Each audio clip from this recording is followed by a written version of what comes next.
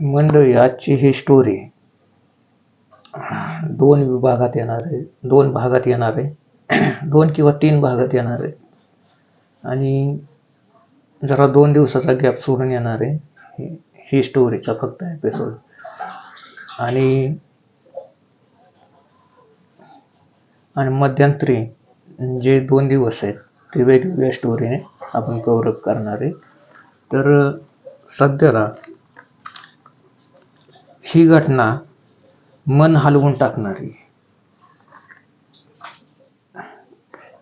एक व्यक्ती सौदी अरेबियामध्ये कामाला म्हणजे जॉबला होता तिकडे, आणि तिकडे खूप मेहनत करायचा आणि त्यानंतरनं बरेच काही पैसे मिळवले त्याने. आणि त्यानंतरनं त्याने विचार केला की आता मी एखादं नवीन घर विकत घ्यायचं आणि त्या घरामध्ये त्याची पत्नी व त्याची 2 मुलं आहेत त्यांच्यासोबत तो राहायचं ठरवतो. आणि असं करता त्याच्या मनात असं एक प्लॅन येतो की हा ईदचा मुहूर्त जे असताना हा मुस्लिम व्यक्ती हा मुस्लिम आहे, तर तो ईदच्या मुहूर्तावर घरात गृहप्रवेश करायचा तो ठरवतो. आणि त्या दिवशी ज्या ईदच्या दिवशी त्या दिवशी तो गृहप्रवेश करतो आणि त्याची संध्याकाळी तो झोपेत असताना त्याची निर्घृणपणे हत्या आणि डोक्याच्या चिंध्या म्हणजे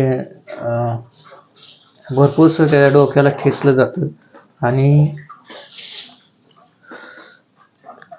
असंच असताना ह्या व्यक्तीचं काही इथं दुश्मनी नाही, घरात कुठला क्लेश नाही आणि ह्या गोष्टीतनं पै पावण्यामध्ये त्याची चांगली एक प्रतिष्ठा होती किंवा एक चांगला जावई म्हणून सासरवाडीत ही त्याची चांगली प्रतिष्ठा होती.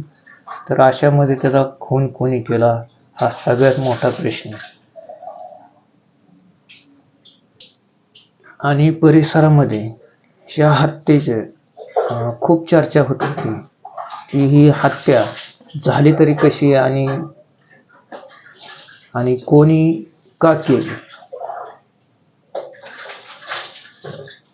तर नातेवाईकांनाही प्रश्न पडला होता आणि पोलिसांनाही हाच प्रश्न पडला होता की ह्याची हत्या कोणी आणि का केली.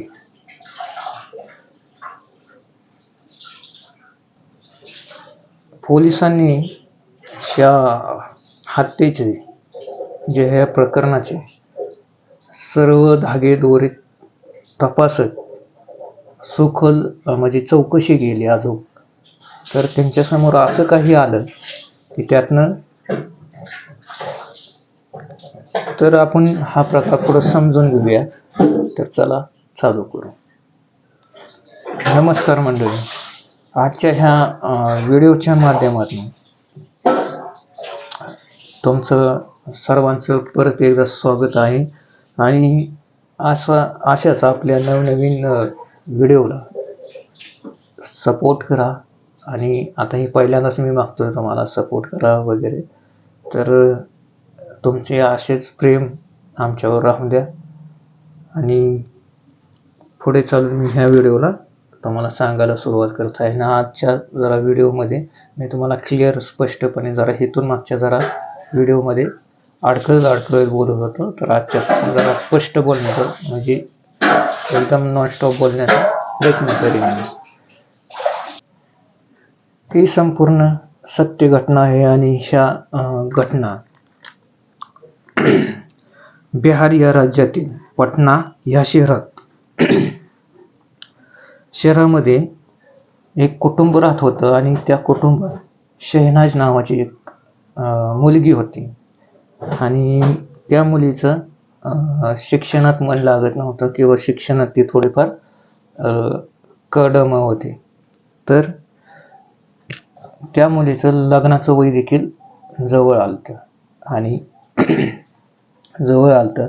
तर तिच्या आईबापांनी तिचं लग्न करण्याचा एक निर्णय घेतला आणि तो निर्णय आपल्या आसपासच्या पाहुण्या रावळ्यात सांगितला आणि कोण स्थळ आहे का चांगलं योग्य वर आहे का, म्हणजे त्या मुलीसाठी वर आहे म्हणजे नवरा आहे का. तर सर्व नातेवाईकांनी ते स्थळ म्हणजे ज्यांच्याकडे होता, म्हणजे ज्यांच्याकडे आपला मुलगा होता, ह्यांच्याकडे मुलगी होती, त्यांनी ह्या शहनाजला नकार दिलेला आहे. आणि त्यांना असंच काही दिवसांनी त्यांना एक हे लागते, म्हणजे त्यांच्या हाती एक स्थळ लागतं. तर स्थळ त्यांच्या म्हणजे त्यांना एक स्थळ येतं आणि ते स्थळ होतं त्या म्हणजे जो मुलगा होता त्या मुलाचं नाव होतं जाफर. जाफर हा सौदी अरबीमध्ये कामाधंद्याला होता आणि खूप चांगल्या प्रमाणातही तो पैसे कमवायचा आणि नोकरी करत आणि असल्यामुळं तर शहनाजच्या आई वडिलांना वाटले की जाफर हा आपल्या मुलीसाठी उत्तम वर ठरेल, म्हणजे नवरा ठरेल, त्यासाठी भावी जीवनातला साथीदार चांगला ठरेल, कारण तो कमवतोही चांगला आणि त्याचे वाईट सवयी नाहीत त्याला कुठल्या. तर अशातनं शहनाजचे आई वडील असतात ते जाफरचं आणि शहनाजचं लग्न लावून देतात. जाफर सोबत लग्न लावून दिल्यावर जाफर काही दिवस आपल्या पत्नीबरोबर म्हणजे शहनाज बरोबर राहतो, काही दिवस राहतो आणि तिथून तो काही दिवसांनी आपल्या कामावर रुजू व्हायला सौदी अरबीला निघून जातो. आता काय होतं की आता लांब देशात म्हणजे परदेशात किंवा आपल्या ह्याच्यातच आपण आपल्या थोडक्यात राज्यातच गेलो तरी आपल्याला थोडंफार आपल्या गावाच्या बाहेर गेलं तरी आपण असं वाटतं की आपण आपल्या बायका मुलांना खावा भेटतो. तर जाफरचंही असंच झालं की जाफर तो सौदी अरबीमध्ये कामाला होता आणि त्याला सुट्टे मिळल्या की तो आपल्या बायकोला भेटायला यायचा आणि त्यातच त्या अधूनमधून ये जा करता करताच जाफरला आणि जाफरच्या पत्नीला तर ह्यातनं 2 मुलं झालेली आहेत. बरेच वर्ष तो सौदी अरबीमध्ये राहून म्हणजे तो सौदी अरबीमध्ये राहत होता आणि त्याच्या अगोदर म्हणजे त्याचा हत्या होण्याच्या अगोदर 2 वर्षापूर्वी तो भारतामध्ये परत आला होता आणि तो आपली पत्नी शहनाज आणि त्याचे 2 मुलं ह्यांच्यासोबत तो नोएडामध्ये आपली राहत होता आणि त्या 2 वर्षामध्ये 2दा ईदचा सण हा येऊन गेला होता. शहनाज ही तिच्या आई वडिलांपाशी हे ईदचा सण आहे तो साजरा करण्यासाठी तिच्या पतीला आग्रह करत होती, आपण तिथे जाऊया, तिथे सण साजरा करूया. तर अशातनं तिचा पती म्हणजे जाफर हा शहनाजला स्पष्ट नकार देतो की आपण इकडेच सण बनवूया, म्हणजे ईद बनवूया. तर जाफरने स्पष्टपणे शहनाजच्या माहेरी म्हणजेच पटनाला जायला पूर्णपणे नकार दिलेला आहे. आणि 2ही वर्षाचा जे ईद होती जो सण होता तो त्यांनी नोएडामध्ये साजरा केला, तिथंच बनवली. 2 वर्षानंतर त्याने जे पैसे कमवले होते सौदी अरबीमधनं आणि नोएडाच्या कामावरनं, नोएडामध्ये ज्याने ते काम केलं त्यातनं काहीशी बचत झाली, त्यातनं तो पैसे मिळवले होते, त्यातनं एक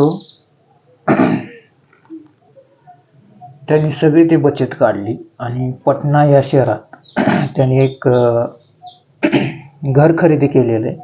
आणि एप्रिल 2022 यामध्ये त्याने ते घर खरेदी केलेलं आहे.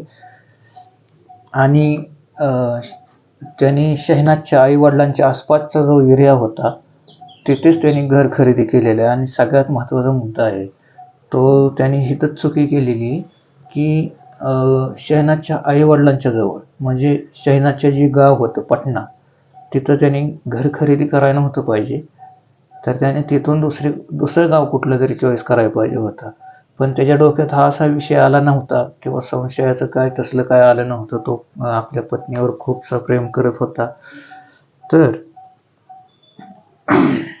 त्याने एप्रिल 2022 शहनाजच्या आईबापाजवळ म्हणजे त्याच्या शहनाजच्या नातेवाईकांपाशी एक घर खरेदी केलं. तर पुढं चालून असं होतं, त्याचं घर खरेदी करण्याचं कारण म्हणजे कसं की त्याच्या बायकोला म्हणजे शहनाजला तिच्या आईबापांचा सहवास लाभेल आणि आपल्यालाही आधार होईल. आणि पुढं चालून काय होतं की तो आपली पत्नी शहनाज आणि 2 मुलं ह्यांना घेऊन तो पटना येथेच आला. आणि आल्यानंतर न ईद थोडे जवळ आली असेल किंवा जवळ आली होती. आणि त्या ईदच्या त्यांनी शॉपिंग केली.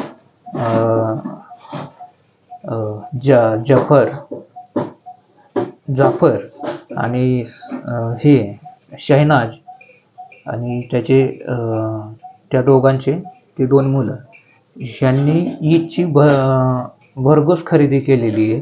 आणि शहनाज त्या दिवशी ते शॉपिंग करून थकून हारून येतात आणि संध्याकाळी जाफरला चिकन बिर्याणी खूप आवडायची. आणि शहनाजने काय केलं की जाफरला चिकन बिर्याणी आवडायची, तर चिकन बिर्याणीचा खास मेन्यू बनवला घरात. आणि सगळ्यांनी मिळून तो आपला खाल्ला. म्हणजे घरातली फॅमिली वगैरे सगळे बसून एकत्र त्यांनी तो जेवण केलं तिथं. आणि जेवण झाल्यानंतरनं हे काय झालं की सर्व आपण म्हणजे ते 2 मुलं होते ते आपापल्या बेडरूममध्ये गेली, खोल्यातनं गेली. आणि जाफर आणि त्याची पत्नी शहनाज आता ह्या बायांना फक्त भांडणाचं निमित्तच पाहिजे. त्या लगेच काय ना काहीतरी खोचपाट काढून आपल्याला लांब करतात. तर मग ह्यातनं असाच प्रकार घडलेला आहे. तर मी सगळ्या बायांना नाही म्हणलेलं, लेडीज वर्गाला राग येईल तर तसं काय राग मानू नका, पण ह्या स्टोरीत तसं आहे. तर त्या दोघांची त्यात भांडणं होतात किरकोळशा कारणावरनं. आणि जी जाफरची बायको असते शहनाज, आणि शहनाज त्याला सांगते जाफरला, तो आज हॉलमध्ये झोपायचे, मी माझ्या वरच्या बेडमध्ये झोपणार आहे. जी शहनाज होती ती वरच्या रूममध्ये झोपायला गेली. आणि जाफर होता तो आपलं हॉलमध्येच खूप त्याला राग आलता, कारण पत्नी आपल्याला आता शेवट संध्याकाळचं झोपायचं म्हणलं तर पती पत्नी हे दोघं एकत्र झोपतात. आणि ह्यातनं जाफरला राग आला होता म्हणजे तर तो तिथंच जरा राग येऊन द्या त्याला राग आल्यानंतर तो हे करतो, तिथंच हॉलमध्ये झोपतो. आणि हॉलमध्ये झोपलेला असताना त्याच पहाटे जाफरचा मोठा मुलगा तो आपल्या वडिलांकडे पहाटे आता लहान मुलांना सवय असते की पहाटे काय आता मुलांना सवय असते की पहाटे आपल्या आई वडिलांकडे जायची एक सवय असते बघा त्यांना, ती खूप चांगली सवय आहे त्यांना. आणि तो आपला मुलगा तिथे हॉलमध्ये येतो आणि बघतो समोर आणि की आपल्या वडिलांचा मृतदेह रक्ताच्या थराळ्यात पडलेला आहे. आणि जाफरचा मुलगा तो असतो तो तिथंच ओरडायला आणि रडायला सुरुवात करतो. त्याचा आवाज ऐकून जाफरची पत्नी जी शहनाज आहे, त्या मुलाची आई, ती तिथे येते आणि तेही रडायला लागते. आणि शेजार आसपास जो एरिया असतो, जो मोहल्ला असतो, ह्या आवाजाने, सकाळ सकाळच्या आवाजाने सर्वजण जाफरच्या घराच्या दिशेने येतात आणि जो सर्व प्रकार बघतात की जाफरचं शरीर हे रक्ताच्या थारोळ्यात पडलेलं आहे आणि जाफरच्या डोक्याच्या खूपसा इद्राभिद्र छिद्र विछिद्र झालेलं आहे. म्हणजे डोक्याची खूपशा प्रमाणावर त्याच्या डोक्यावरून वार केले होते. म्हणजे नुसतं मारून मारून आपण मिरची ठेचा कसा बनवतो तसं डोकं झालं होतं. तर अशामध्येच जे जाफरचे नातेवाईक आहेत, शहनाजचे नातेवाईक आहेत, ते अशामध्येच हे प्रकार पाहतात आणि त्यांनाही सुचत नाही आणि ते लगेचच पोलिसांना त्या ठिकाणी फोन लावून बोलवून घेतात आणि हा सर्व प्रकार सांगतात. आणि ह्याच्यानंतरनं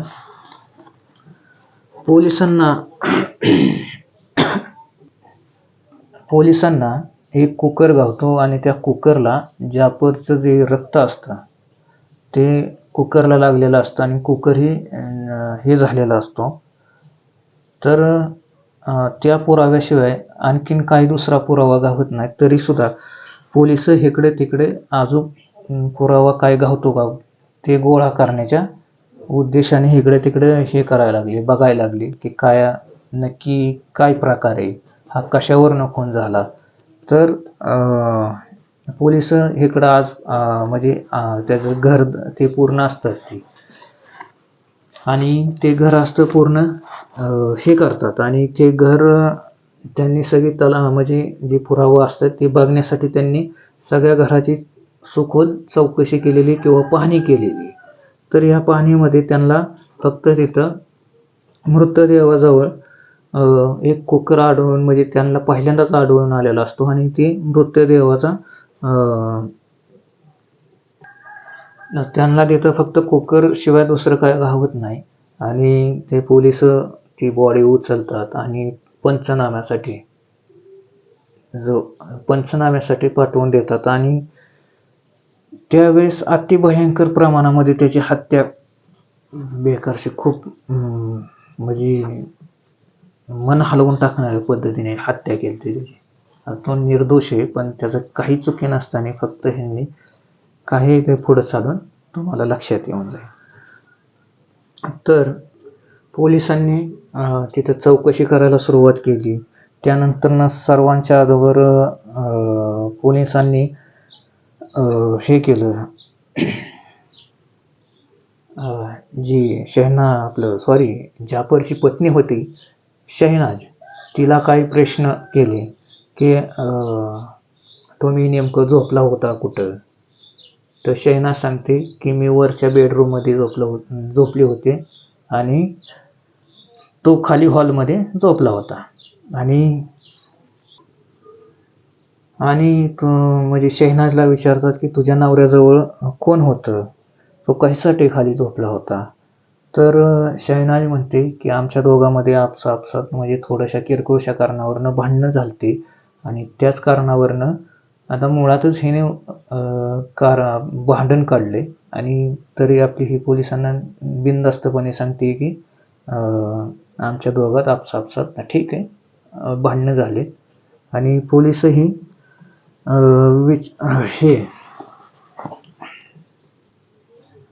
तर पोलिस म्हणतात जाफर हा एकटाच खाली झोपला होता. तर हा शहनाज म्हणते खाली एकटाच झोपला होता, आमची किरकोळशी कारणावरनं वाद झालता म्हणून. आणि त्यानंतरनं पोलिस म्हणतात तुम्हाला काय तसं जाणवलं का, म्हणजे काय.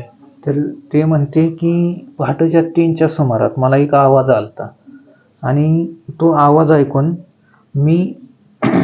आवाज ऐकून शहनाज खाली आली होती, वरच्या बेडरूममधनं हॉलमध्ये आली होती. जेव्हा ती खाली आली त्यावेळेस तिला समोर 2 व्यक्ती समोर दिसले आणि त्या 2 व्यक्तींनी तिच्या गळ्यातली चैन हिसकून घेतली असं पोलिसांनी त्याने आपलं स्टेटमेंट दिलेलं आहे. आणि तर पोलिसांना स्टेटमेंट दिल्यानंतर ना ते म्हणते माझ्या गळ्यातली चैन त्यांनी हिसकून घेतली आणि मला बेशुद्ध केलेलं आहे.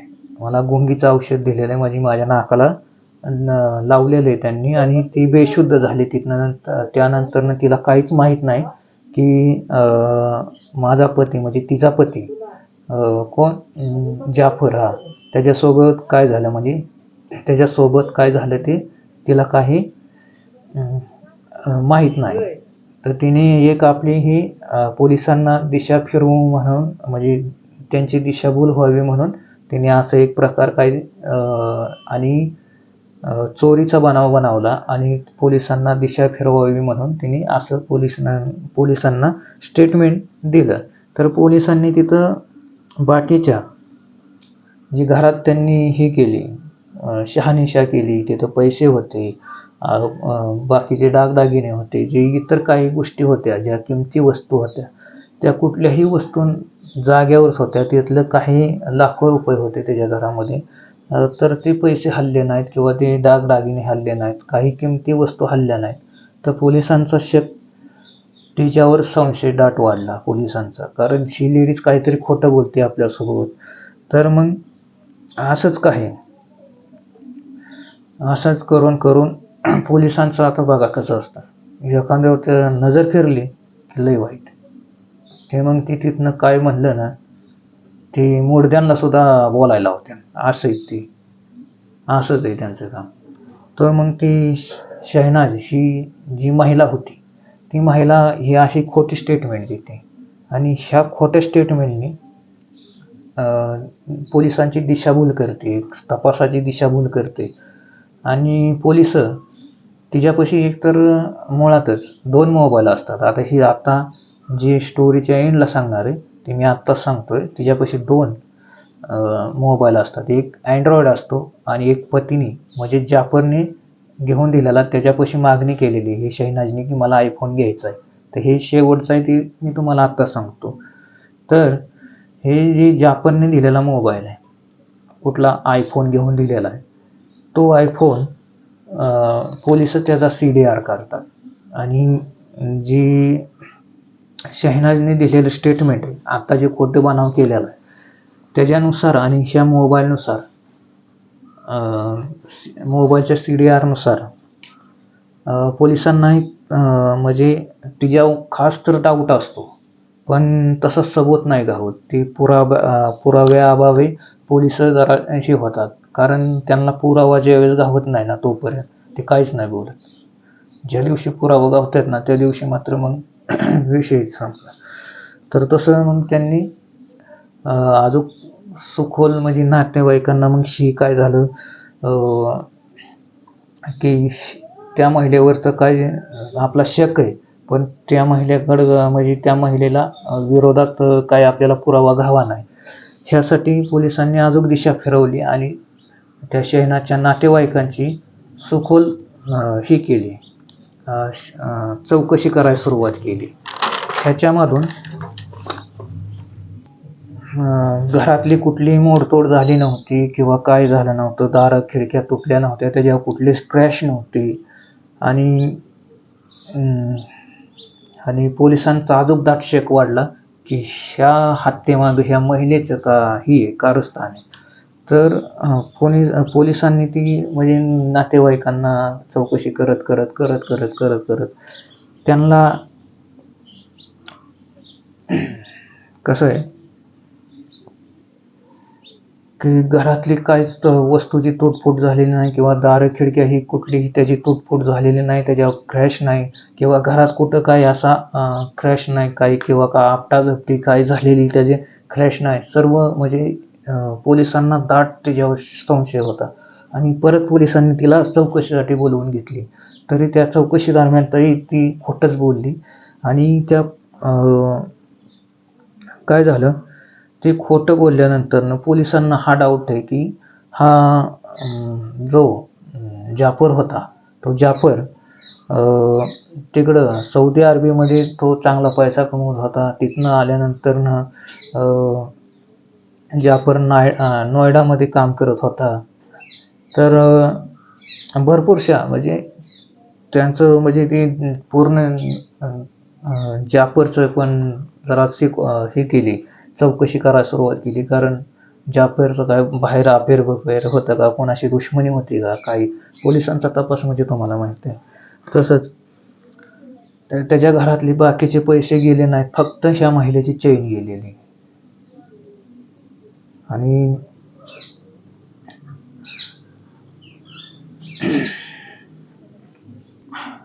पोलिसांनी त्या जाफरची हिस्ट्री म्हणजे त्याचं काय बायोडेटा हिस्ट्री असेल ती चौकशी करायला सुरुवात केली. जाफर कुठं होता ह्याच्या अगोदर? सौदी अरेबियाला होता. त्याच्यानंतरनं तो सौदी अरेबियामधनं भारतात आल्यानंतरनं त्याने काय केलं? तो भारतात आल्यानंतरनं नोएडा ह्या ठिकाणी तो सत्यात होता. तर नोएडा या ठिकाणी तो राहिला होता. आणि नोएडा ह्या ठिकाणी आपल्या पत्नी आणि 2 मुलांसह राहिला होता तिकडं. आणि आणि तो जाफर जो होता तो 2 वर्ष आपल्या पत्नीला पटनाला का पाठवलं नाही? तर पोलिसांना ह्याचंही म्हणजे हे झालं, सुगावा काढत काढत आता ह्यांनी आता पोलीस आहेत ते शेवट. असं करत करत त्यांनी थोडंफार दमाधीराने हे केलेलं आहे. कारण सॉरी मंडळी, जरा चुकलोय. तर रिपीट भाग सांगतो तुम्हाला. जो जाफर हा नोएडामध्ये कामाला होता त्यावेळेस तो तिथं त्याच्या पत्नीला देखील त्यांनी येऊन दिलेलं नाही. आणि तो त्याच्या पत्नीला शहनाजला तो तिथं घेऊन पोलिसांना अजून ठोस पुरावा गावत नव्हता. त्यामुळे पोलिसांनी काय केलं की ह्या सर्व गोष्टींना परत एकदा म्हणजे जे शहनाजचे नातेवाईक आहेत त्यांची परत एकदा चौकशी करायचं त्यांनी ठरवलं. आणि त्यांची चौकशी देखील करतात. आणि त्यातून एक सत्य समोर येतं शहनाजचं. ते सत्य असं येतं की शहनाजची ज्यावेळेस ती शाळेत होती त्यावेळेस तिचं एक म्हणजे त्या शाळेत तिचं प्रेम चालू होतं, म्हणजे प्रेम प्रकरण चालू होतं. आणि ज्या मुलावरती प्रेम करत होती, ज्या मुलावर तिचा जीव जाडला होता, त्या मुलाचे नाव होते कमल. आणि शहनाज आणि या दोघांमध्ये चांगलेच प्रेम घट्ट होते. चांगलं म्हणजे आता करिअर आहे. आणि ती शिक्षकांना पण घाबरत नव्हते, कोणाला घाबरत नव्हते. आता जी शालेय जीवन आहे हा थोडक्यात थोडीफार मजा करू शकता, पण एवढी पण नाही की फार मर्यादा त्याची ओलांडावी. आणि काय होतं की शाळेत शिक्षक लोकांना घाबरत नाही. शिक्षक लोक काय करतात हे तिला स्टार्टिंगला वॉर्निंग देतात त्या दोघाला, कमल आणि शहनाजला. तरी ती कोणाला जुमानत नाही किंवा ऐकत नाही कोणाचं. आता सविस्तर मग हे काय केलं, शिक्षकांनी काय केलं की पुढं चालून त्यांना अजून जरा समजवण्याचा प्रयत्न केला. कारण शिक्षकांना मुलं घडवण्याचा पूर्ण अधिकार आहे, त्यांना चांगले वळण लावण्याचा. कारण त्यांच्याकडे जास्ती वेळ राहतात. आणि ते शिक्षक लोक म्हणले की बाबा तुम्ही असं हे जे काय प्रकार करताय तो आपल्या शाळेमध्ये एक तर चालत नाही. आणि तुमचं वय नाही हे की तुमचं हे प्रकार करायचं आहे, म्हणजे हे असलं काय करायचं आहे. तर एकदा वॉर्निंग देऊन चांगली 5-10 वेळा वॉर्निंग देतात. कारण असं कुठल्या शिक्षकाला आणि आईबापाला वाटत नाही की हा माझा विद्यार्थी किंवा माझा मुलगा असं वाईट वळण लागावं किंवा त्याला ह्याच्यात जावं. तर शिक्षकांनी कंटाळून शहनाज हिला शाळेतून हाकलून दिलेलं आहे. शाळेतून तिचं नाव कमी केलेलं आहे. आणि रस्टिकेट केलेलं आहे शाळेतनं. तरी आणि काय होतं माहिती आहे का की शहनाजला त्या शाळेतनं काढल्यानंतर नातेवाईकांमध्ये चर्चा सुरू होती की त्या मुलीला शाळेतनं का काढलं बाबा. तर ते शहनाजचं काय होतं, प्रेम प्रकरण असतं त्याच्या पाठीमागं. आता ही नातेवाईक आहे, जग दुनियात ही तमाशा होणारच आणि चर्चा होणारच.